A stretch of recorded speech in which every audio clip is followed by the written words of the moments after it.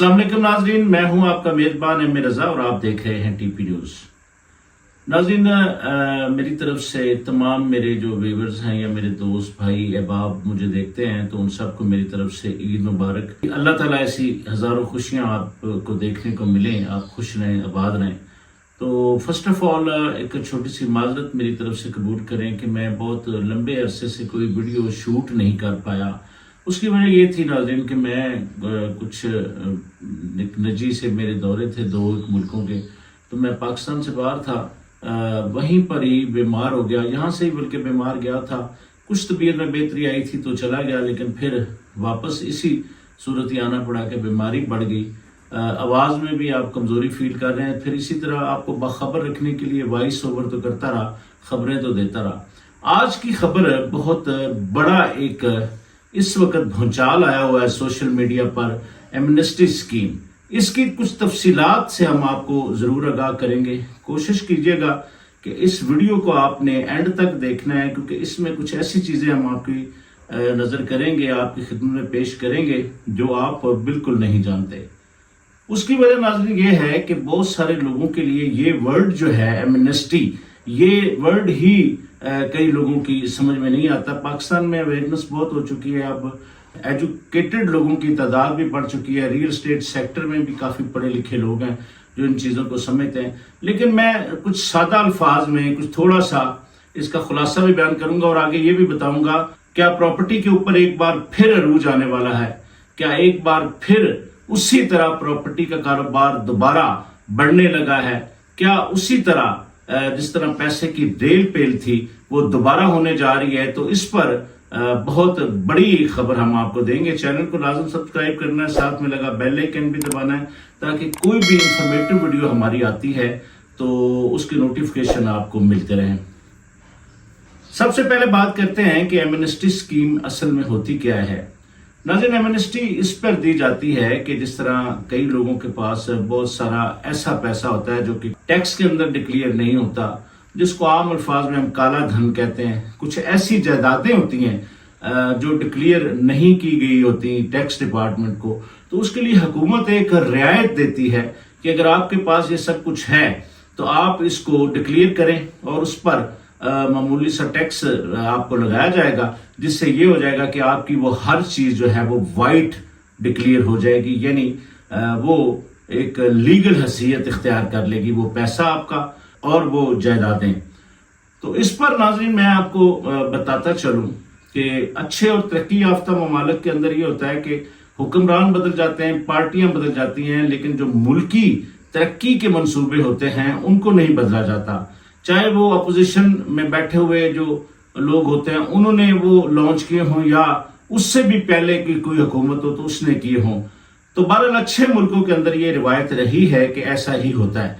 लेकिन आप बदकिस्मती समझ लें कि हमारे मुल्क के अंदर एक इंतकामी रवैया इस कदर ज्यादा होता है कि वो गुस्से के अंदर ये चीजें भी नहीं देखी जाती कि क्या ये मुल्क के लिए बेहतरी हो सकती है, क्या मुल्क के लिए ये फायदेमंद चीजें होंगी कि अगर इनको जारी रखा जाए। तो बहरहाल ये एक अलग बहस है।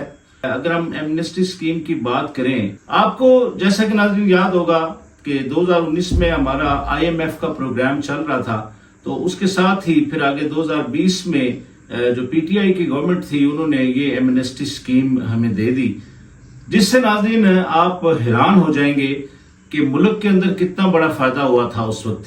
यानी 3 खरब रुपए के जो एसेट्स थे वो डिक्लेयर किए गए FBR के अंदर, और ये समझ लें कि उसमें तकरीबन 70 अरब रुपए के टैक्स वसूल की हमारे FBR डिपार्टमेंट ने। उसके अलावा नाज़रीन अगर हम बात करें कि उसके अंदर जो नए टैक्स देने वाले लोग शामिल हुए वो 1,37,000 लोगों ने दोबारा अपनी रजिस्ट्रेशन करवाई। अलमिया नाज़रीन ये है कि जो हमारा अमीर तबका है, जिसमें हमारे वाज़ह मैं कर दूं कि जिसमें हमारे ये हुक्मरान भी शामिल होते हैं, ये अमीर तबका है, तो ये भी सनतकार भी हैं और ये बड़े बड़े कारोबारी लोग भी होते हैं। तो टैक्स तो देना सबका फर्ज बनता है जो मुल्क के अंदर जिस मुल्क का आप खाते पीते हैं, जिस मुल्क के अंदर रहते हैं, जो मुल्क आपकी पहचान बनाए। तो बहरहाल एक अलमिये की मैं बात करूं तो 25 करोड़ अवाम में से सिर्फ 60 लाख या 50 लाख اس کے اراؤنڈ کچھ فگر ہوگا یہ لوگ ٹیکس دیتے ہیں. پھر اس کا وہ اس مطلب ٹیکس پراپر نہ دینے کی وجہ سے غریب آدمی پر بوجھ پڑتا ہے, کیونکہ آئی ایم ایف یا کسی اور جگہ سے آپ نے قرضہ لیا ہے تو اس کی قسطیں بھی تو واپس کرنی ہے, تو وہ کسی نہ کسی طرح پھر اس کی قیمت غریب آدمی ضرور ادا کرتا ہے. تو بہرحال ناظرین, یہ اگر حکومت اس وقت ریئل اسٹیٹ سیکٹر کے لیے یہ ایمنسٹی اسکیم جو ہے یہ اگر دے دیتی ہے تو آپ یقین جانیں ناظرین, اس سے آپ کا ملک چل پڑے گا, کیونکہ جب یہ پیسہ آئے گا اس سے ظاہر ہے کوئی پروجیکٹ بنیں گے, کوئی بڑی بڑی انویسٹمنٹ ہوں گی, اس کے ساتھ ساتھ پھر انڈسٹری چلے گی. جب پروجیکٹ بنتے ہیں تو کئی ویڈیوز کے اندر بتا چکا ہوں کہ 50 سے زائد انڈسٹریز جو ہے وہ چل پڑتی ہے. تو اگر ناظرین کوئی ریسٹرکشنز ہیں یا حکومت کو کوئی آئی ایم ایف کی طرف سے معاملہ ہے, تو میں نے آپ کو اسی ویڈیو میں بتایا کہ 2019 میں پروگرام چل رہا تھا تو 2020 میں یہ اسکیم دی گئی, جس سے ملک کی تاریخ کی سب سے بڑی اسکیم کو کہا جا سکتا ہے, کیونکہ اس میں 1,37,000 لوگ نئے جو شامل ہوئے تھے اور 3 کھرب روپیہ ڈکلیئر کیا گیا اور خزانے کے اندر 70 ارب روپیہ آیا. تو اگر یہاں پر حکومت چلانے والوں کے ذہنوں میں یہ بات آ جائے کہ اگر ہم آئی ایم ایف کو یہ ریکویسٹ کر سکتے ہیں یا اس پروگرام کو انکریج کرنے کے لیے, ظاہر ہے حکومت کے پاس زیادہ پیسہ آئے گا تو آئی ایم ایف کے پیسے واپس ہم کر سکیں گے, کیونکہ اگلے 3 سال یہ معاملہ تو حل ہوگا ابھی جو چل رہا ہے پروگرام ہمارا. تو اس کے ساتھ ساتھ اگلا جو ہمارا پروگرام ہے 3 سال کا مزید ہم نے آئی ایم ایف کی طرف جانا ہے, تو اس کے لیے آئی ایم ایف کو اعتماد میں لینا ضروری ہے. فیٹف کے اندر جو معاملات تھے پاکستان کے, اس میں پاکستان نکلا تو یہ ایک دم سے گھبرا کے انہوں نے بہت سارے سیکٹر بند کر دیے, جس سے ان کو ڈر تھا کہ گرے لسٹ سے شاید ہم نہیں نکل پائیں گے. لیکن کچھ پالیسیز ایسی بنائیں, اعتماد میں لے کر کچھ پالیسیز ایسی بنائیں کہ ملک آپ کا اٹھ کھڑا ہو. تو اس وقت جو اگر آپ یہ سوچتے ہیں کہ پیسہ کس سیکٹر میں آئے گا, تو میں دعوے سے کہتا ہوں اگر آپ ریئل اسٹیٹ سیکٹر کو یہ ایمنسٹی اسکیم دے دیتے ہیں تو انشاءاللہ آپ کے ملک کے اندر بہت سارا خزانہ آ جائے گا, انویسٹر باہر نکل آئے گا. اب انویسٹر کہاں سے آتا ہے؟ انویسٹر یہی ہے, کیونکہ چھپانے کے تو ماہر ہیں ہم لوگ. پیسہ چھپا لیا گیا, جیسے ہی آپ ایمنسٹی اسکیم کا اعلان کریں دیکھیے گا آپ حیران ہو جائیں گے کہ یہی پاکستان ہے, یہ پیسہ کہاں سے گیا.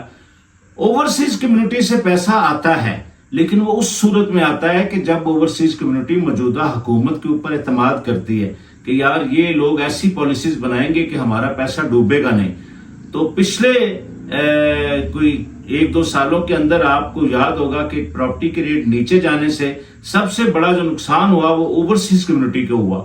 انہوں نے ڈالروں کے اندر پیسے بھیجے تھے اور وہ پھر یہاں پر پراپرٹی نیچے آئی, تو یقین کریں کہ وہ سوچ تو یہ رہے تھے کہ اگر $1,00,000 ہے تو ہمارے تو بڑھ جائیں گے, لیکن ایسا نہیں ہوا. زمین پہ دھڑام سے نیچے انہوں نے آ کے یہ پراپرٹی سیکٹر کو گرا دیا. تو میری اپیل جو پراپرٹی سیکٹر کے جو نمائندے ہیں یا ریئل اسٹیٹ سیکٹر کے جو ریئلٹر کے چیئرمین یا پریزیڈنٹ یا جو یونینز بنی ہوئی ہیں, تو ان لوگوں کو بھی حکومت سے ملاقات کر کے ریکویسٹ کرنی چاہیے اور اس ایمنسٹی اسکیم کو منظور کروانا چاہیے تاکہ یہ سیکٹر چلے تو باقی انڈسٹری بھی آپ کی چلے گی. ایک سوال ہے کہ اس وقت جو انویسٹمنٹ ہے اس کی ویلیو کیا ہوگی. تو میں آپ کو بتا دوں ناظرین, میں پراپرٹی کا کام نہیں کرتا, لیکن اوور آل جو ہم دیکھ رہے ہیں کہ کہتے ہیں پراپرٹی کے جو ٹائکون لوگ ہیں کہ جب پراپرٹی کا برا ٹائم چل رہا ہو تو اس وقت آپ انویسٹمنٹ کریں گے تو اچھے ٹائم میں وہ انویسٹمنٹ آپ کے لیے فائدہ مند ہوگی. اس وقت اگر آپ یہ سمجھ لیں کہ ایمنسٹی اسکیم آ جاتی ہے تو جون جولائی یعنی بجٹ سے پہلے تو یہ پراپرٹی کی تو بہت بڑی چاندی ہو جائے گی, آسمان پر پہنچ جائیں گی قیمتیں, کہاں سے کہاں چلا جائے گا, کیونکہ انویسٹر نکل آئے گا, ڈیمانڈ بڑھے گی, چیزیں اتنی ہوں گی تو یہ سیکٹر چل پڑے گا.